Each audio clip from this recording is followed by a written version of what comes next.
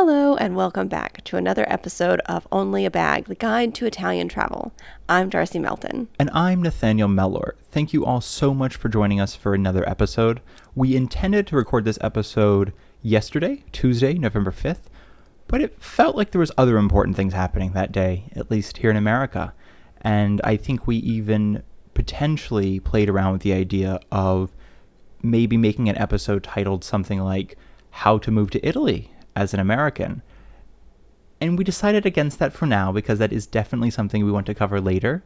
I think maybe we're in November now. I think you and I were thinking like late November, December, but not necessarily in line with the election. We were just thinking like, oh, that would be a fun, Informative couple of episodes.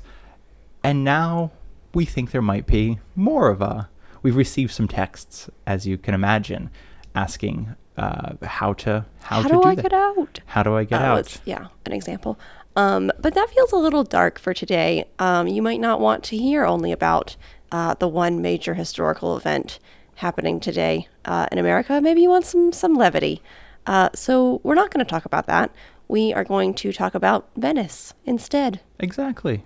It's always been a question about Venice, is whether or not Venice has it truly become an amusement park? Because I think that's the biggest, maybe it's a problem that people have with Venice, or not even it's perceived that way. It's perceived both by Venetians and also by tourists. So we wanted to sort of delve into that, mainly because we recently passed through Venice. So again, we should probably clarify, this is coming from our own perspective, having visited Venice for about 18 hours, and it's very much we got a quick first impressions thing as very much tourists in Venice. Yes, for sure. And I think though it's the same thing, because I was thinking about this, like why would our opinion after 18 hours matter more than anybody else's? And I think it's because you and I have spent a lot of time in Italy, so it feels like visiting Venice isn't necessarily just visiting Venice, like it might be for somebody else, but it's just visiting another part of the country we live in, so we're coming sort of primed with all of that information from living in Italy already. Sort of like I realized, I was thinking just like in America it might be if you might not have visited, I don't know, some local big city in your state, local in the sense of like, how your state operates, how it runs, and when you visit the big city, you're like, yeah, that's pretty much what I expected. Or not even big city, it could be like, I'm thinking like South Carolina, if you visit Charleston, you're like, that's pretty much what I thought it would be. Yeah. Or North Carolina and Asheville, please, help Asheville. Yes. They need everything right now.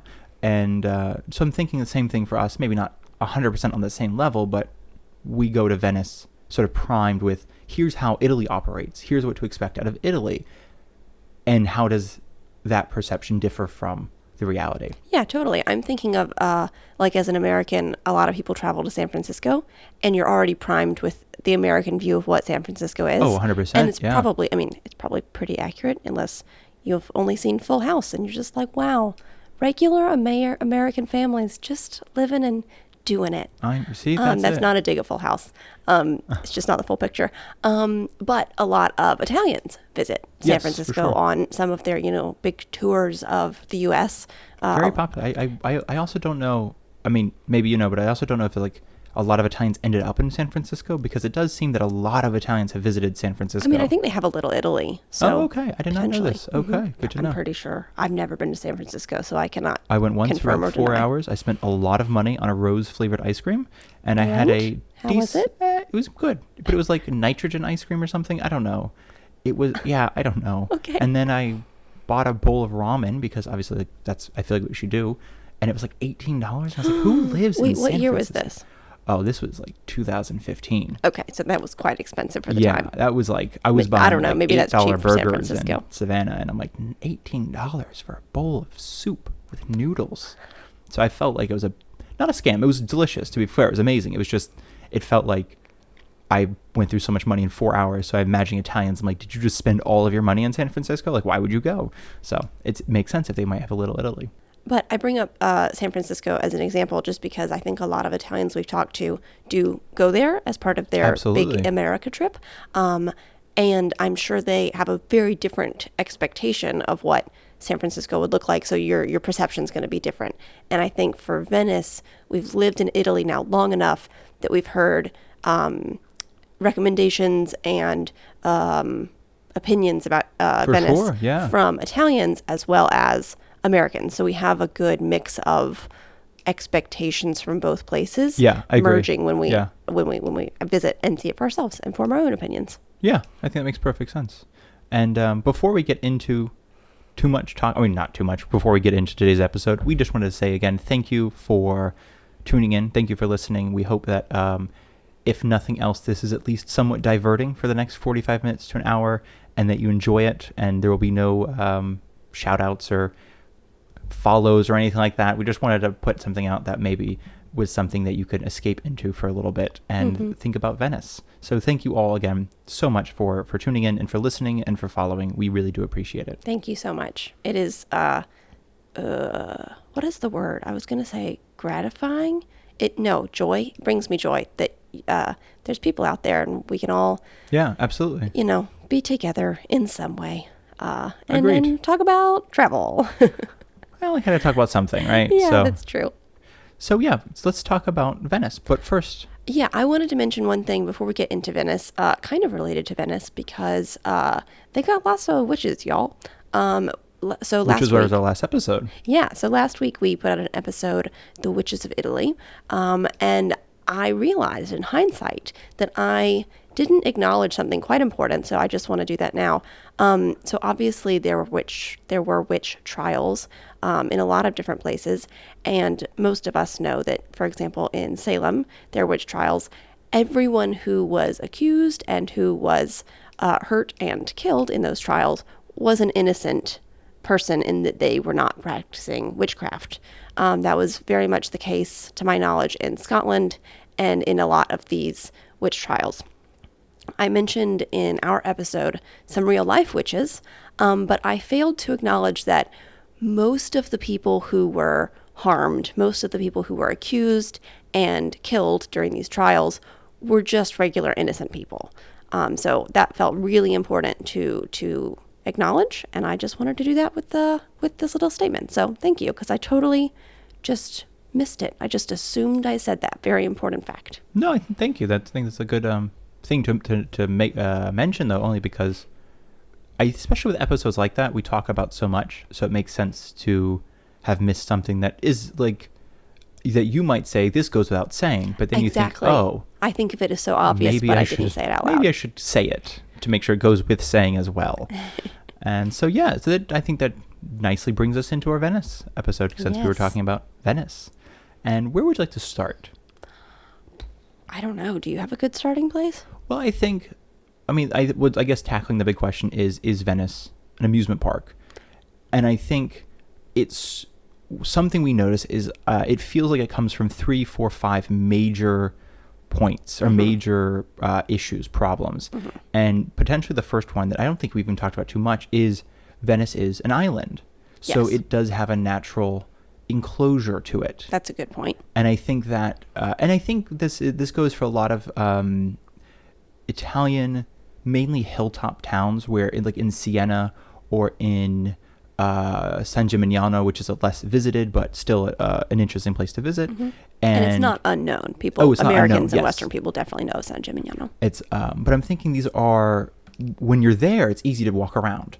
But it's like, how do you go from there to outside of there? And before I jump into that, I just want to say I did pause this to change my mic setting a little bit. So if I sound different or cleaner, it's because of that.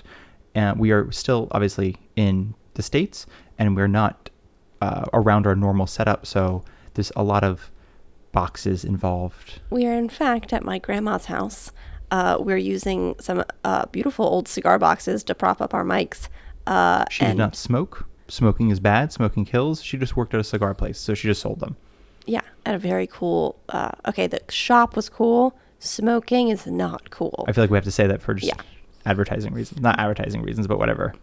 For Like, we're moral going to get reasons. flagged. Well, yeah, but if we're going to get flagged, somebody's going to be like, oh, no, they talked about smoking. She did smoke as a teenager, and she was very adamant that smoking was very bad for you.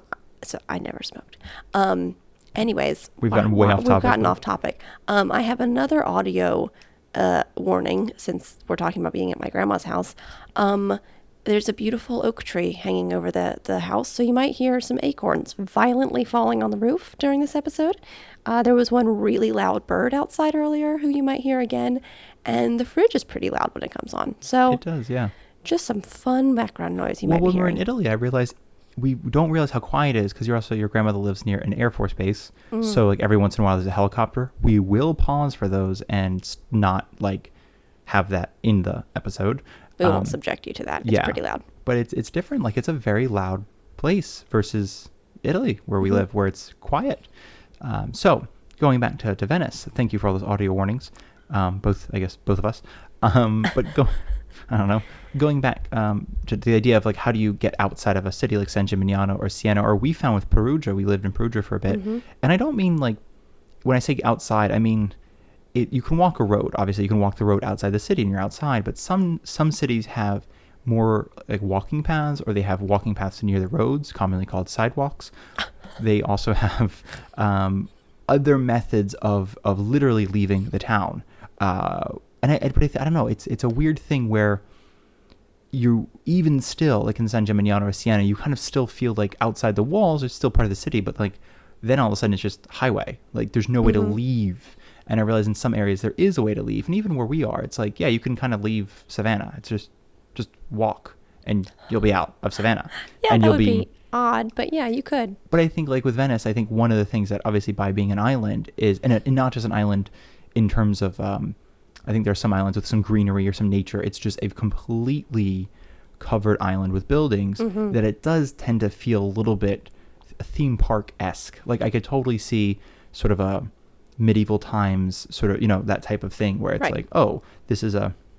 And generally you have to come through, a train station. Sure, yeah. Or a bus station or some sort of port.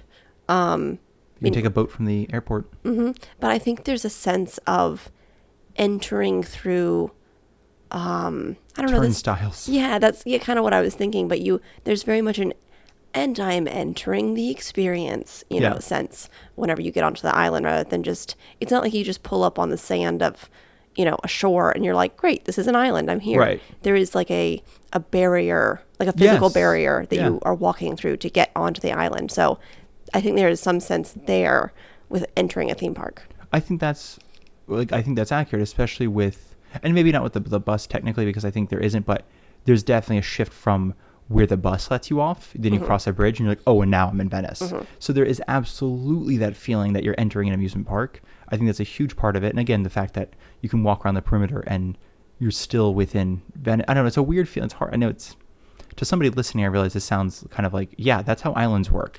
But I think it's just different, like anytime we're in, because even like islands in like the middle of the Tiber, aren't 100% covered. I'm like, there are trees, there are spaces where it's like kind of still just sandy naturalness, not necessarily covered. So it's a little bit weird that it's like, oh, this is completely covered. There's also not a stark difference for most places, like you're talking about the Tiber.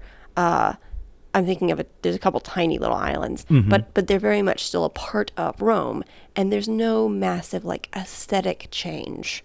I think with Venice, you can, as you get closer, that you can see like there's the Venice looks like Venice is my point. For sure. And what is it? Not Messina. That's in Sicily. Mestre. A lot of it is much newer, and even some of the buildings that are near Venice, but on the Mestre side, are maybe like 1800s. They're not as old. So I think there's an aesthetic change, which is very interesting when you're going towards Venice, that isn't that typical when you're just going to another. I mean, like Capri looks like Capri, but it still looks kind of a lot like Naples in a way. Like the architecture is very similar, but Venice looks quite different than like mainland Italy nearby. Does that make sense? No, I think that makes sense. I think Venice, unlike Rome or even Siena, because Siena, like you could be in the old section and be like, oh, but that's a new building. But Venice, I think when we were there, I mean, we walked around quite a bit, and there are a few new constructions, but not many. Like they definitely seem to pride themselves on trying to keep the original constructions, renovating, that type of thing, rather than rebuilding. Definitely. And I think that does obviously owe into it as well.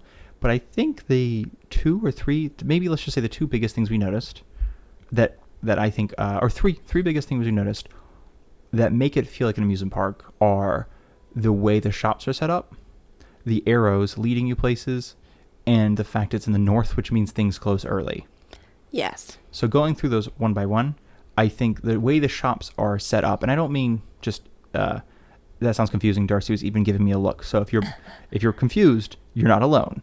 But there are a number of tight streets in Venice, which is not uncommon in medieval Italian towns or medieval towns in general. And when I say tight, I really do mean maybe 4 feet across, maybe, could be 3, like tight. And these are the streets too. It's funny because we talked about this on one of the episodes a few months ago, how tour guides are angry, basically, these unlicensed tour guides, or they're just angry in the sense that like there are too many people on these really narrow streets. The unlicensed tour guides are angry? Or the licensed ones. Okay. Simply, I think just because it's, I think it's one of those, when I was reading into this, it felt like one of those aspects of it was going to be packed with people no matter who's giving the tours, but they're saying if it were licensed, we could all agree amongst ourselves who can have that street at what time. But if it's unlicensed, and by unlicensed, I just mean people like just saying, hey, I'll give you a tour for $10. I'll show you around town. And you can get a bunch of people on board. And those are harder to shut down simply because, I think we talked about this before, like Venice has a lot of different rules on how you can give tours, even to the point that like they limit the amount of people in a tour, but they don't limit the amount of tours that company can give at one time. So it used to be like 50 people in a tour group, and like you can't have more than like 25. So now they have like 2 or 3 tour groups, but they're all connected to the like tour they're all guides. together. Yeah, exactly. They just have a different guide, but the guide doesn't say anything. They all have those little in-ear headbuds that are connected to the main tour guides thing. So essentially, all these really tight alleys, we were there, and we're like, oh, that makes sense. There's no way to pass people.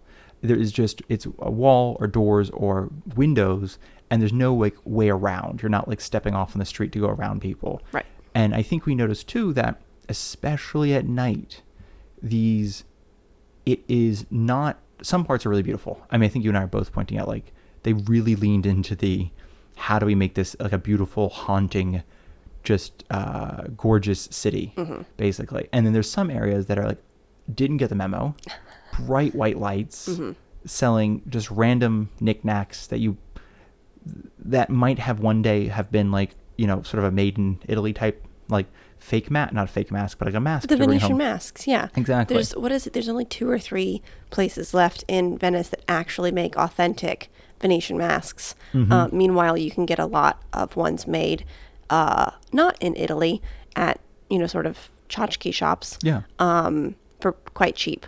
And those are the brightly lit. They have like, the Venice shot glasses and stuff. Exactly. Which is not to disparage those items. No. They're But very fun. Exactly. But a lot of those are the brightly lit and places that look all identical. And there are so many of them that I definitely think that leads to a theme park sense. Well, I think that was the thing. It's especially at night. You're in these narrow streets.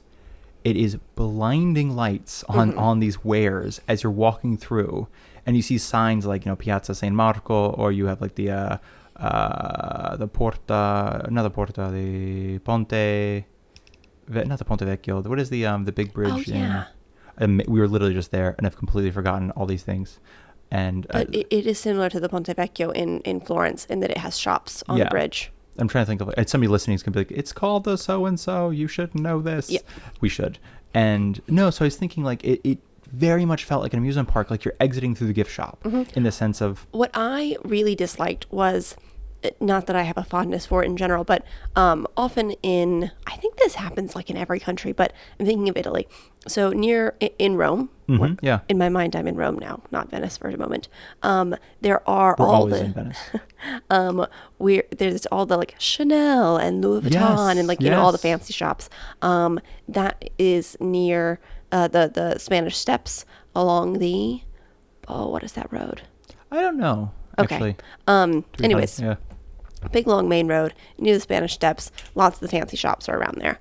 And when we were in Venice, we were walking along and it was beautiful and dark, and we were in a very tight little street, and then suddenly everything in front of us was like electric white. Yeah, Because yeah. we were near, suddenly in this corridor of expensive shops. Yeah. Chanel, Louis Vuitton, so on. Dior, whatever. Yeah, All with exactly. doormen, Yes, as they do. of course. But Not because opening the door for myself when I go to these shops. it was such small, windy little streets, and they were so bright and modern on the inside.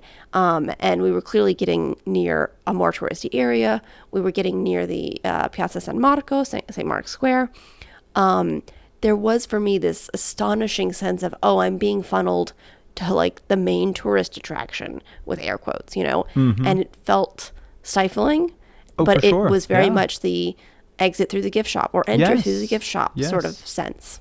And I think even on that, you mentioned St. Mark's Square, and this is not one of the things we were talking about, but one thing that I think both noticed is that in St. Mark's Square, there's a couple of really famous, nice, fancy restaurants, and I think 3 or 4 of them had bands playing, live bands. And I was so excited when we saw the first one. They've got like a stand-up bass and a piano, a singer, I think a violin.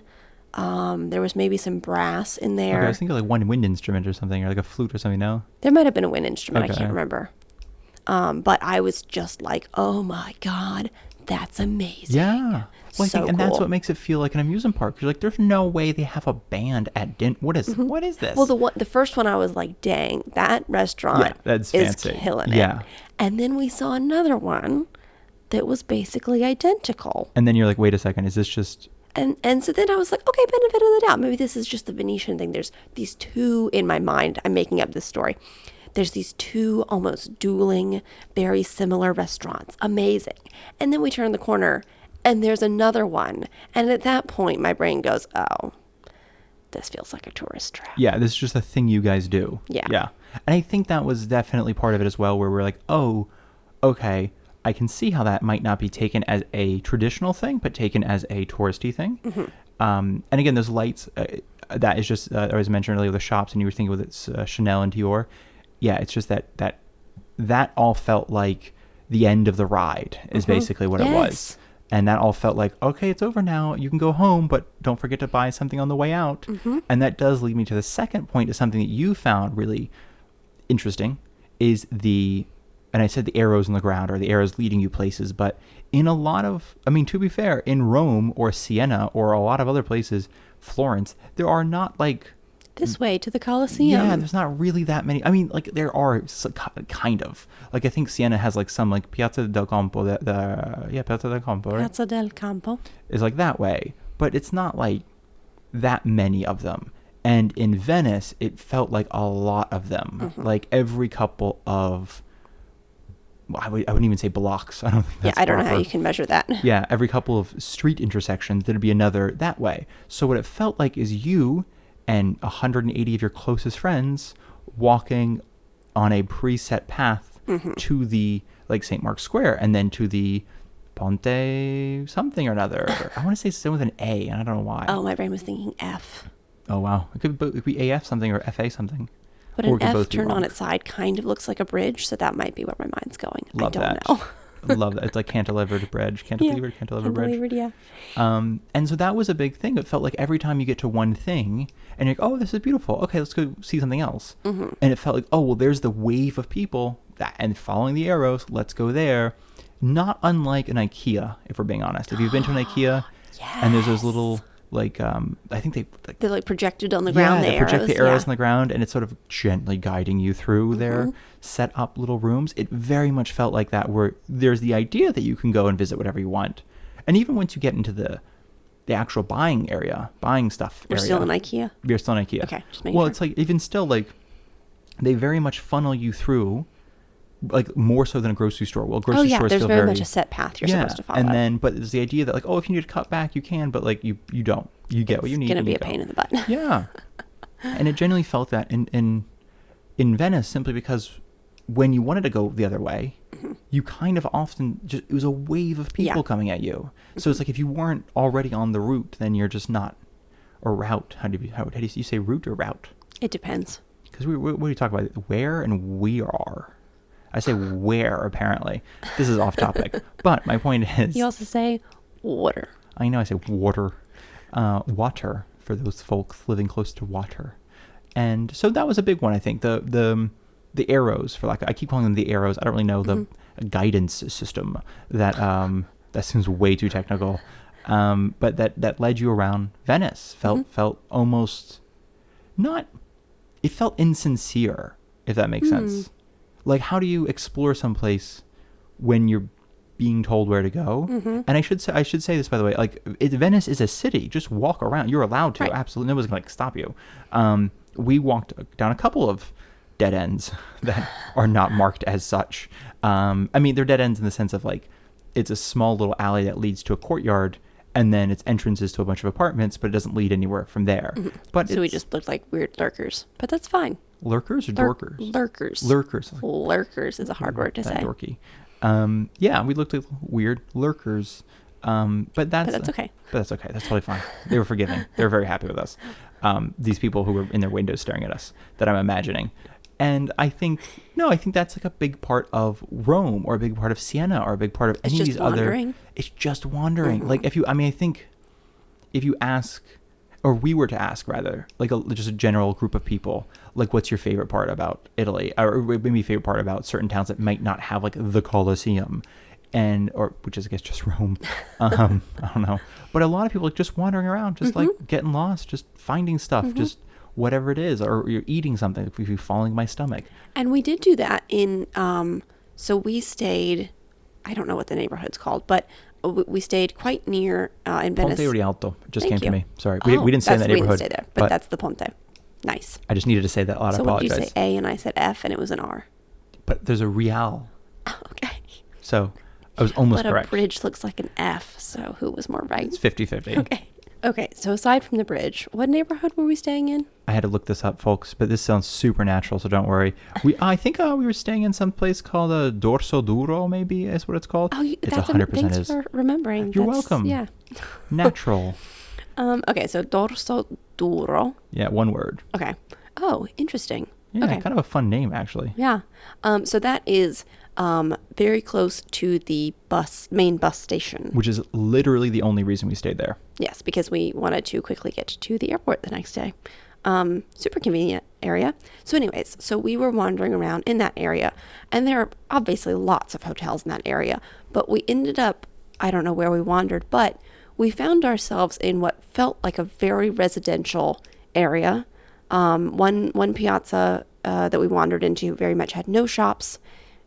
I didn't even look like there were signs for hotels on those buildings. They just looked like regular people lived there. So I just want to acknowledge that there very much are places where regular people live. For sure. And yeah, are beautiful, for sure. And you can just wander and not feel like you're in a theme park. Just a beautiful, old, incredible city. We've just been specifically talking about the areas that are highly touristy, that, everybody's told to go because they're cool and historic. So I just wanted to acknowledge that not every single part of this island feels that way. And I think that's the major point, is that, and it's something I guarantee if you're listening to this and you have friends that went to Venice, it seems like you have to say this if you've been to Venice. Like, well, not actually all of Venice is super touristy. There's some really empty areas. Yeah. And there are. We actually, again, we walked around, and it's honestly, I would be willing to bet that more of Venice is empty than crowded. It's just everyone who comes to Venice goes to these couple of areas. And one thing I read, we didn't do a lot of research going into Venice. We sort of I think on the train, we were looking things up to eat because we are vegetarian, as we've mentioned in some episodes. And it didn't occur to us until we were on the train there that Venice has some water around it, and they might eat fish. So we're like, oh, we should probably check this out. And one thing I found is that kind of in the north of Venice is a neighborhood called Cannaregio, Cannaregio, and that is where you're probably going to find most of the restaurants in Venice. It's a very big restaurant neighborhood in terms of just if you want to live, or if you want to find a hotel. If you're a foodie. If you're a foodie, or if you just want to find a hotel around a restaurant, rather than, because I think you and I were okay walking a bit afterwards. That's true. So it's a little bit like, if sometimes you and I will stay in a place near where we know we're going to eat because we like the idea of we can eat we can feel really full and we can go right back to the hotel. I think especially if we're staying for several days and you don't want to always eat at the same restaurant or have to look Right, someplace up right. every single night, which can be exhausting. I think staying in a place near a place with lots of options is a great idea, and we would For totally sure. do that. 100%. And all that was to say is, you're right, there are a lot of empty areas. So if you are into just walking around and exploring, there are plenty of options in Venice to do so, I think. Yeah. And that brings us to our last point. We've talked about the lights, we've talked about the arrows, and now finally, This is my least favorite one. Not to want- talk about, Oh. but my least favorite part of our experience. oh, well, then you bring us in. I sound really grumpy. Okay, love it. so we're used to eating dinner when we're in Italy around 8:30. Aperitivo time for us, if we go out for one, is around 7:30. 7:30. Sometimes if we're invited to dinner, though, it'll be a 9 o'clock invitation. Definitely. If it's a party, if it's like Oh, it's 9:30 easily. yeah, even if that's your dinner, because often I love Italians. A party is not, oh, we just have some drinks and like some chips. No, full spread. Yeah, This is your yeah. dinner. They brought food. Yeah, at least the ones we're invited to. Maybe we're not invited to the foodless parties. Yeah, I don't know, which is great. I'd rather go to the ones Yeah, with food. exactly. Yeah. Please don't like, invite us to oh, this. your grandma made us these little sandwiches. Yeah. That's the party I'm going to. Exactly. And your grandma's here drinking at 11 o'clock at night. Yes. Yeah. That's my party. Okay. So Sitting in the corner next to the disco ball. yeah, exactly. So I digress from that. So I know that in the north, compared to where we are in the south, people eat earlier. The farther south you go, the later dinner time is. Pretty cool Yeah. thing. So I knew dinner time was going to be early. I was not prepared for how early. So there was a really cute, and I think it's pretty famous, the little drinks place that you looked up It's and told me about. Cicchetti place, which sounds so American. Cicchetti, non so. But it's, or I don't know. But it's, if we ever talk about food more in depth, but essentially it is in Venice, it's super popular to do drinks and little bites. And those little bites are called cicchetti. So they're usually like, I don't know, something on bread, basically. Yeah, a lot of the ones we saw were something on bread, and a lot of it was little meats on bread, which sounds amazing. I mean, glass of wine or Aperol Spritz, which is from Venice. which a lot of people were drinking. Of course, yeah. So have a little Aperol Spritz, have a little like prosciutto on bread. Amazing. I don't yeah. eat prosciutto, but that sounds great. So when we passed by this place, it looked adorable. It was tiny. You have to eat outside. Love it. Really cheap drinks and wine. And that was around 6:30, I think. Yeah, it was slammed. It at was 6:30. slammed. It was like very hip looking, but also like people of all different walks of life, Yeah. like different ages specifically is what I'm thinking, were there. And I'm thinking, 6:30 is a little early. Let's come back in an hour. We ended up wandering around, finding a really cute wine bar Yeah, kind of style Enoteca place. wine bar. Enoteca, thank you. Do you remember the name of it? I want to say it's. There was a place called Scavi, and I don't know if we went to it. I think we Okay, went. we should put it in the description because I like it. It was pricey for us because we're used to southern prices and we don't go to Enoteca's wine bars because we're not of that fancy lifestyle yet. But it was lovely and totally worth it. I'm thinking like $6 to $8 a glass median. So for most people, that's totally fine, I think. Yeah, something so about that. We'll put that in the description if Nathaniel can't find it right now. But my point is, we're wandering around and we had a little nibble with our wine at this very cool Enoteca. We grabbed a slice of pizza because, okay, side note, in Venice, apparently, they make their pizzas giant, like, I don't know, Sbarro style Love that. giant. That's your go-to. Like big behind pizzas. And then you get this giant slice. Which was weird to me because that seems so American. Yeah. However, we got a slice. It was delicious. So anyways, we're wandering around, we're munching.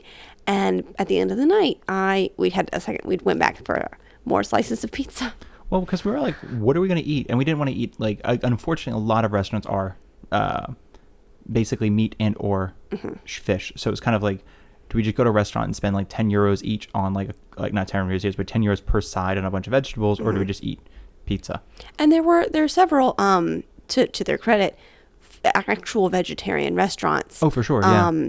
But we just weren't vibing with them or the menu. What We weren't also really feels feeling weird, it. not weird, it feels strange I think as vegetarians, you and I don't often eat at vegetarian restaurants. No, we just get the option without meat at Right, because there's a lot Italian of, restaurant. especially in the South, as we've mentioned before, there's a lot of food that, because the South has been historically very poor, that they made without meat. So it's really quite easier, or easier than one might think, to eat without meat in the South. And there's a lot of traditional foods, so it's even easier. You're like, oh, I'm eating Italian food. But I think sometimes when it's a vegetarian restaurant, you're like, oh, it's like a hamburger with a vegetable patty, or like lasagna, but instead of just making just lasagna without the meat, they feel the need to add in meat replacement. And I'm like, just or make, odd vegetables. yeah, I'm like, just make lasagna. Lasagna is phenomenal. Just make lasagna. Why was You don't need to reinvent the wheel. Yeah. And the place we went to, by the way, is called Stappo, Stappo. It is actually fairly well known. Well known in the sense of, if you just Googled like where to have a glass of wine in Venice, and you went to Reddit and looked at all their comments, a lot of Venetians will tell you Stappo is the place they go to. So that's where we went, because they had some, we had like there's like Slovakian wine. Well, You did. I did. It was lovely. I had something that was local. Local, yeah, local bubbly. Yeah, I'm all about the local bubbly. Well, if you went in Veneto. So at this point, I've had my local bubbly, fancy wine. We had the munchy artichokes with, what was it, a pesto? I think it was like a it was Mint pesto. Yeah, it was amazing. That was at Stappo. Okay. We went back for more slices of pizza. We did. Which were lovely. And then I wanted to stop back by the Cicchetti. Yeah, the Cicchetti shop with the cheap wines, have a little drink, grab a little something if they had anything. I wasn't really expecting any food left because it was, around 8:30 at this point? Yeah. Which is dinner time for us. I want to be very clear. So I'm thinking, I know this isn't dinner time. I'm thinking maybe in Venice they have dinner around 7:30. That's early for me, but I get it. But there will still be people out and about munching, having an after dinner drink, especially because where we're from, most people go out for an amaro. Yeah. After. Not that this Cicchetti place had amaro, but I'm thinking it's fine. People are going to be still having drinks. So I'm going to grab a glass of wine as we go back to our hotel. It's around 8:30. It was closing. Yeah, like rolling the grate down. Yeah, closing. and I'm like, what? But not just that, if I may, it wasn't just that place. It was that whole neighborhood. Yeah. All of the places that were doing Cicchetti, all the places that were doing drinks were now either closing or closed. And it definitely gives the impression. The bars around us were like closing down. And that's, I'm like, the bars where we are stay open till past midnight. Yeah, and we're in we've mentioned before, a very small town where it's only like 2,000 people living in town, but there's 2 bars that will close after midnight because they're populated until after midnight. And so it was weird, especially because we were near the station, not when we were near the main bus station and the train station. So it's kind of like an area where there's a lot of natural walking and movement, simply because people are going to and from, or if they're going, a lot of people who don't stay in Venice will take the bus back to Mestre. So there was movement, but you could get the sense that it was movement of a theme park closing, not a city going to sleep or a city going out for dinner. Yeah, it was wild to me how many places we saw coming back from Stappo and Pizza, which were in slightly different locations. Just the amount of shops, or I should say like food and beverage places, because shops would be closing at 8. I get that. But food and beverage places that were closing down at 8:30, there really was an eerie sense of, oh, the city's shutting down now, which is something that I had heard from other tourists, I think specifically American tourists. And I was like, what are you talking about, you silly goose? Why would you think this city shuts down? It's not a theme park. But this was one of the major pieces about our one day there that to me did have that sense that I had judged people too quickly whenever they had that thought. For sure. No, I think that's the thing. And we are going back for, hopefully in December, we're going to go back for 2 or 3 nights, because it is, if there were ever an off season in Italy, it is December in Venice, called the Alta Acqua, high water season, where it tends to flood. But we thought, well, that just sounds like we can get some good deals on hotels. But we also thought it'd be good for the podcast if we talked more in depth about like the food culture and walking around, which I did want to get to in a second. But I think that's the biggest thing. It's what is viewed as a tourism central thing, like early dinners. Because, I mean, again, Americans who are listening to this, I love you dearly. Darcy's father is one of these people. 4:30 is not dinner time. No. 5:30 is not dinner time. when there's a restaurant and they have people sitting there at 5:30, there's stuff to do and things to go do. I cannot imagine that you're getting good food at 5:30. That's what Which is unfortunate. Which is unfortunate because I'm like, a lot of times the good restaurants will not even open until 7:30, and I don't mean just in Italy. I mean even in Venice, there's a couple of really famous restaurants that won't open doors until 7:30, which is a pretty good indicator that you're probably not going to get good food until at least 7:45. I don't know how long it'll take to get food out, but let's assume that. And again, this is no harsh judgment on those who do like to eat early. I fully understand. When we visit my grandparents, I love them, and we enjoy the early dinner time. And it is strange to be like full, showered, having watched a movie, and in bed by like 9 o'clock. It is always an interesting experience because we're usually like, that's about the time I'm getting hungry.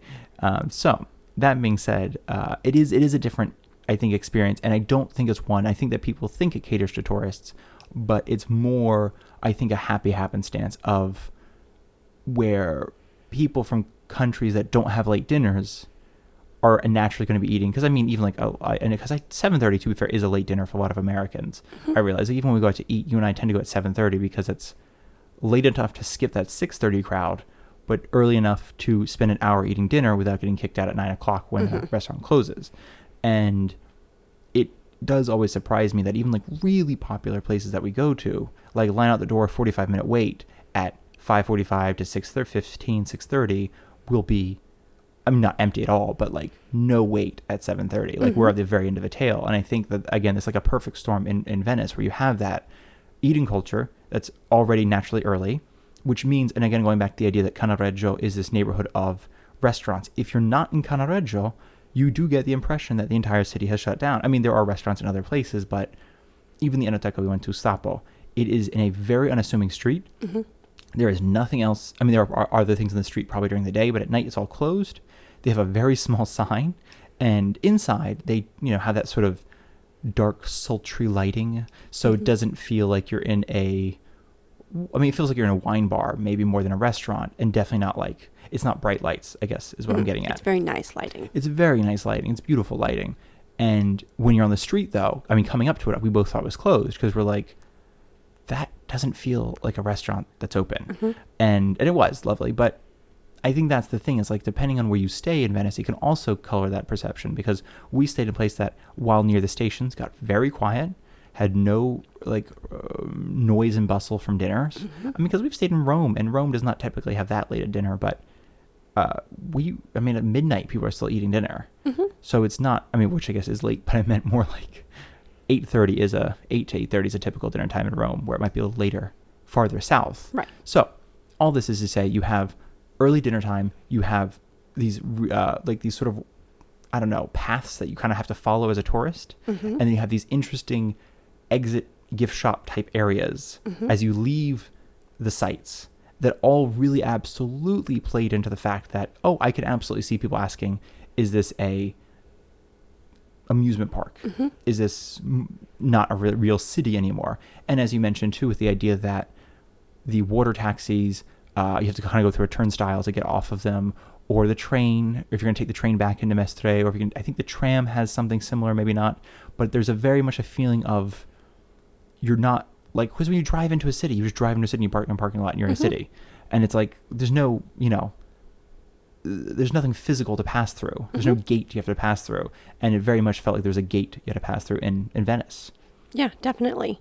So I just want to say again that I definitely judged some people's opinions, not people, but I judged their opinions too soon, having not visited Venice. When I did that, when I heard people's opinions of it feeling like a theme park, and having been there for one day, staying, like we said, near the station, near the bus station, the train station, where there are a lot of hotels, which I think would probably have a different vibe than like what you're saying. What is it? Where all the restaurants are? Cannaregio, rather than Dorso Duro, which is where we were. So I feel like we were staying in a more touristy area. For sure, yeah. But we walked around in various neighborhoods. So yeah, I can absolutely see how someone would now ask, what time does Venice close? Yes, or, exactly. like, why does it feel like a theme park here? Is this a theme park? Does anybody still live here? So yeah. And even on that note, does anybody still live here? It's interesting because you and I were wondering, even in like Siena, I'm willing to bet, because I know like for sure in Rome, in the older part of the neighborhoods, or in the older neighborhoods, there will be empty buildings. There will be falling down buildings. Mainly, But there are also still very much like regular apartments right across from the Pantheon. Of course. I just thinking though, no, but in the sense of like, it's weird in like San Francisco or New York City to have an empty falling down building. Oh, like I that see. is valuable real estate that would sell instantly. But in a place like Rome, where you're like, yeah, you can't get a truck there. If you want to renovate, you're going to have to get workers to bring all the building materials by hand into that building. I see. Yeah. Because that, or like a crane from the top, like you can't, there's no truck can enter. And I think that's what Venice felt like, because there are a lot of empty, abandoned buildings walking around. There's a lot of places. Way like, more than I imagined. yeah. And I'm kind of I was curious, just like sort of idly, like how expensive is it to buy it? Of course it's expensive because you're in Venice. And then to renovate it must be astronomical, because if you are not lucky enough to be on the water, so you can get barges and loaded the building supplies, you have to essentially get barges to the closest bit of water and then by cart, I guess, bring them in. We didn't mention the piano movers. Oh my God, these piano movers. What are you doing at like 9:00 at night moving a piano? We were coming over a bridge and we saw these two guys, piano on its side, right? Yeah. Or flat on its On its side. Strapped down to a dolly type. Mechanical, like a motorized dolly? Yeah, it had the little like tank wheels. What is that called? Yeah, the treads. Yeah, thank you. Yeah. And I'm like, Nathaniel, they're moving a piano. And they look like they're coming towards the bridge, but we're both thinking there's no way they're moving the piano across the bridge. They were moving the piano across the bridge. So we walked off the bridge and walked to the side. And I'm like, we're watching this happen. So just these two guys and their little mechanical dolly are moving this piano up the steps at the front of the bridge, across the top of the bridge, and down the other side to pass through the canal. And I was astonished. Which only seems weird to me because right next to them was the entrance for a boat. Yes. Like a little barge, and then it almost would have been easier to put it like on a log and float it across the canal. I really didn't expect them to go over the bridge. And I'm also thinking, where are they going? How many more bridges are they going to have Why to are they doing this cross? at 9:00 at night? Yes. Whose piano is this? There's a lot of questions when you're moving a piano that late. I'm like, is there a body in the piano? Is that what this is? You can't use rugs anymore because that's too suspicious from the movies. Insanity. Which actually brings me sort of very easily to my potentially last point, and something I touched on earlier, are the bridges. When we were there, as we mentioned in the last episode of The Witches, I was sick. Darcy was sick. We both had bronchitis, so our lungs were just not really with us on any considerable level. And walking around was okay. It was a little cold, so walking around was okay, but it was a little difficult to breathe. And then the bridges, I guess like in my head, I know what a bridge looks like. I'm like, it's, a gentle sloping thing. But no, it's like they go straight up and then they go over and they go straight down most of the one, because they have to go, I guess like a thing has to go underneath them. So a lot of them are not like these gentle little things, but it's like a staircase going straight up and then you're walking across. And there were so many more than I expected. Like, I don't know how my brain thought we were going to be crossing the many canals that I know exist in Venice. I think it's the thing they're known for. But I was like, oh, it'll just be like a little bridge. No, like Nathaniel's saying. Yeah, like a little ramp. It'll be fine. And I'm in shape. I walk up the mountain to go to the grocery store all the time. It'll be fine. But like you said, we'd been sick. We were already struggling to breathe walking flat. And there were so many bridges, and they were beautiful. God. Oh, they're gorgeous. And I loved them. And I'm so glad that I got to do that. But it was exhausting. Yeah, and I think, and that's like, that was it's a kind of as a warning, because I think sometimes we do try to warn those of you who are coming, because the best way I think of putting it is, I don't know if anyone is in shape enough to walk around Italy for 8 to 10 hours a day. And because it's not just, and I say this because we do know people in shape. I am not in shape. I will not speak for Darcy, but I'm not in shape. I didn't want to be able to say that. Because we're, Thank you. we're like Italy in shape, you know? Like we go up hills sometimes, but then we also like eat a lot of pasta and recently drink lost wine. 10 pounds. Yeah, Only because I was I was sick. gonna say if you only lose weight, get sick. That was amazing. I lost like 2 pounds. I was only sick for like 4 days. It was amazing. But I'm thinking like we're like Italy in shape in the sense of like we walk around a bunch. We also eat a lot of stuff that adds a fun little belly. And we know people who do walk frequently, who don't have sedentary jobs, who do exercise, who go to the gym, things like that, and who have trouble walking around Italy for, again, I say 8 to 10 hours because I know, like, especially if you're American, you don't have that much time off. And if this is not going to be your only trip of the year, if you're not using all 10 days, if you have like the standard 2 weeks off, 2 business weeks off, if you're not using all 10 days to be in Italy, if you're using like a week or something like that, then you're going to try to see as much as you can, obviously, of course. And somebody actually, I think something I read was postulating the idea that it's because of the cobblestones.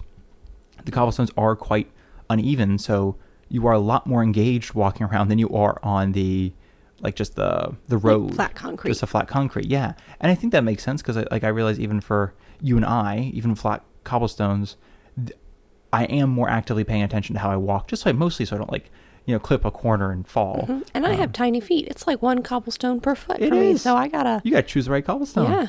And I think that's the thing. So I say this too because even places like Venice, which are flat until you get to the bridge, Yeah. are not it's like, I don't know, there's anywhere in Italy that's like an easy walking experience except like Torino, maybe Turin, maybe Milan. Like you're there's thinking, like, cities that you would visit? cities, like, because even Venice is not bad, but sometimes you're like, y'all, these cobblestones are killing me. Not to mention it's uneven, you have to pay attention, sometimes Florence it's slow. was pretty easy. I think Florence is easy, but also cobblestoned. And for you and I coming from the south, it was like nothing. And I think for both my father and brother who were visiting, and your mother separately, it was a difficult. We That's thought true. it would be like, you guys are gonna love this place, and it was like, you guys have not walked on cobblestones in a while. Yeah. Yeah. And true. I think that was the biggest. Looking at it through the lens of cobblestones, that's an interesting thing because I'm like, it's flat. Through the lens of cobblestones. Great name for a travel book. Or like a memoir. Yeah. I love. Oh, it's like somebody who made cobblestones, like, and they look. Oh, that'd be kind of interesting. Yeah. We just gotta find somebody who makes cobblestones and give them this idea for a memoir title. I'm not gonna do this, but It's a great idea for someone someone should do else. it. If you make cobblestones, feel free to take it. And so yeah, I think that was like for me the other surprise was just not that theme parks have necessarily exercise built into them, but it was just as a warning for those of you going to visit a city. I would not consider it the most relaxing walk because because I think at one point we were trying to get from like St. Mark's Square, Piazza di San Marco, to the Stapo, the wine bar, and it was like a good couple bridges, plus a windy walk, plus another couple bridges, and it was like, all right, this is a lot. Speaking of walking hazards, just to let you know, I love the lighting that the city of Venice has gorgeous. chosen. It is very low light and it's very spooky, especially in, the tight little streets. It's quite dark. The walking hazard is that there's one bridge I have in my mind in particular. So we had to go from, the sidewalk or what is it? It's not a sidewalk. The walking area. The road? The road? Street? The road, is it called a road when The you foot use your street? feet? Yeah. The foot street. So we're on this regular path on flat land, and then we're walking up to a bridge. And I kind of almost, like, part of me was like, oh, we'll just take this other street, the crossroads. It was not a crossroads. It was a canal. But it just looked like a very dark street that That's a was very good next point. to the. That's a it kind of very went under good the point, bridge, yeah. and I was like, why would a road go under the bridge? Oh, it's a canal. But because it wasn't lit, you could just walk down the steps because there are steps, you would use that's to get the to your thing, I was boat or gonna say, something. yeah. If you you just bring in walk down the kids steps especially. and wander into the water. Well, actually, that's a great point because next to a lot of the bridges so it's steps going up to the bridge and steps going down to the water. During the day, that's not a problem. During night, there is almost none of them I think we saw were lit. So you did not know you were going down into water. And it looked like you could be, I mean, obviously it's water, but like there's a lot of places in Italy where there are stairs going up to one way and stairs going down to another way. And it goes to reason that if you're not quite paying attention, that you can easily go down into the water. And I'm thinking an adult, not a problem. But if you have a child with you who might Or be... a drunk adult. Or a drunk adult. That's a good point. Oh my, I really genuinely, Reggie and I were talking about this like back in the day. like even before like a lot of streetlights, we're like, man, y'all were just had to learn how to swim drunk. Otherwise, you could not drink in Venice. This is intense. And I'm thinking just a lot of kids, though, because we saw kind of kids leading the way, like, just a couple of feet ahead of their parents, but just it can be tricky, I feel like. I'm like, that is not super. So that's just a little warning. I think that's a great point, because as a walking hazard, that is not that... That is not very much like a theme park, because I think that theme park could get sued. So... Yeah, I don't think Venice worries about that. They're like, exactly. Did you step into That's the a water? non-theme park item. That's just a fun hazard of life. Yeah, that's a good point. So I think that's everything. I mean, I think that's everything that we noticed. And again, we've spent very little time. We would love to revisit this after revisiting Venice. And we did want to kind of talk about like more like food and transportation, the kind of things that we normally do when we visit any city. But I think for now, that's the biggest thing is it actually like an amusement park? And I think the answer is yes. But a lot of that comes down to Italian culture. I mean, in the sense of the early dinners. Some of it comes down to just capitalism, like wanting to sell things. They have bright lights, and some of it comes down to sort of pro-tourism measures where you do have signs leading the way. And I think we kind of all together, you can absolutely give somebody the impression that this is not a place where people live. Definitely. That was a good wrap up.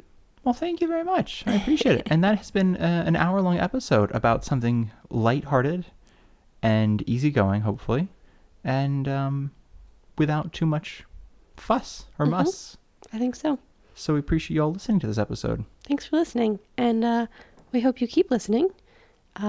And we're still going to be recording in my grandma's house, so you're going to hear some more fun bird sounds and acorns falling on the roof. So we're here for another few weeks. Weeks. That to look forward to. And then we'll be back in sunny old Italy. I forgot where we're going. It's like England, but we're not going back to England. No. Sunny old Italy. We're going back to chilly, rainy Italy, probably. We are, very much so. But I was trying to put a positive spin on it. Because I like to think that our listeners might think that we're like in the sun and it's beautiful and idyllic, not like cold. It is beautiful, but it's dark. going to be chilly and rainy, probably. And We've cold. stocked up on flannel shirts and sweaters at Goodwills and thrift stores and all sorts of things. So we have prepared with flannel. I did have not. I always have all these linen shirts, so I'm really excited to have something that's not linen for the winter. I'm very excited. So thank you all so much for listening, and we hope that you will have a week, a good week, ideally, but that might be too much to hope for. So a week. We're sending you happy thoughts and good vibes. We are. And as always, thank you so much for listening. If you did enjoy, as one last little shout out, we'd love it if you were to follow us. And that's it. We'll Also, if you have any questions, feel free to ask us at our email account, which is onlyabagofficial. onlybagpodcast@gmail.com. That's the one. onlybagpodcast@gmail.com. It's the same as our Instagram as well, @onlyabagpodcast. If you have any questions, comments, or concerns. Exactly. Reach out. We'd love to hear from you. We would. With that being said, We'll talk to you next Wednesday. Thanks for listening.